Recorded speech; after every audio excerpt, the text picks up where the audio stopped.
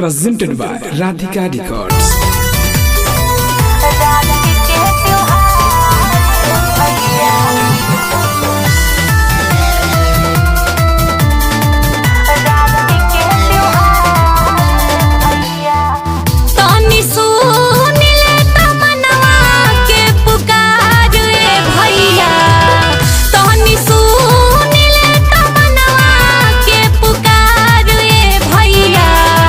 रहिया देखी आइल राखी के त्योहार भैया, रहिया देखी आइल राखी के त्योहार भैया।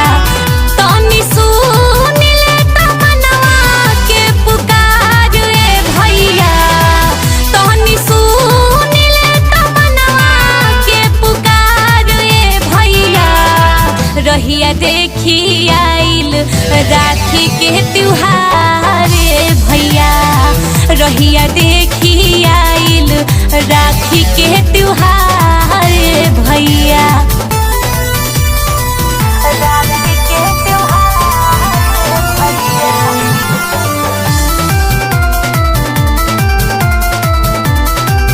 राखी के त्योहार भैया। चढ़ल सावन अति मन भावन हमके जाने भुलई हा, कवनो ना संभाखन चाही खलिए हथवाई हा, खलिए हथवाई हा। चढ़ल सावन अति मन भावन हमके जाने भुलई हा, कवनो ना संभाखन चाही खलिए हथवाई हा। राखी बांध बढ़ाए बुमारिया तोहार भैया, राखी बांध बढ़ाए बुमारिया तोहार भैया। रहिया देखी आइल राखी के त्योहार भैया, रहिया देखी आइल राखी के त्योहार भैया। राखी के त्योहार भैया, Presented by Radhika Records. राखी के त्योहार भैया। चंदन बंदन करब अभिनंदन, मेवा मिठा खिलाइबू, चरण रज उठा के अपना माथे पर हम लगाइबू। चंदन बंदन करब अभिनंदन, मेवा मिठा खिलाइबू, चरण रज उठा के अपना माथे पर हम लगाइबू। देख सपना सोच गई द हमार भैया, देख सपना सोच गई द हमार भैया। रहिया देखी आइल राखी के त्योहार भैया, रहिया देखी आइल राखी के त्योहार भैया।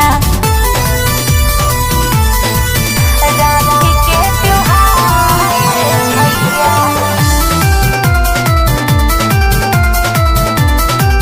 राखी के त्योहार भैया।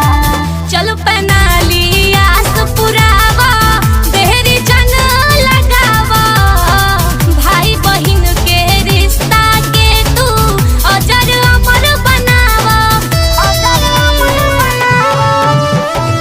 चल पनाली आस पुरावा, देहरी जन लगावा, भाई बहिन के रिश्ता के तू अजर अमर बनावा।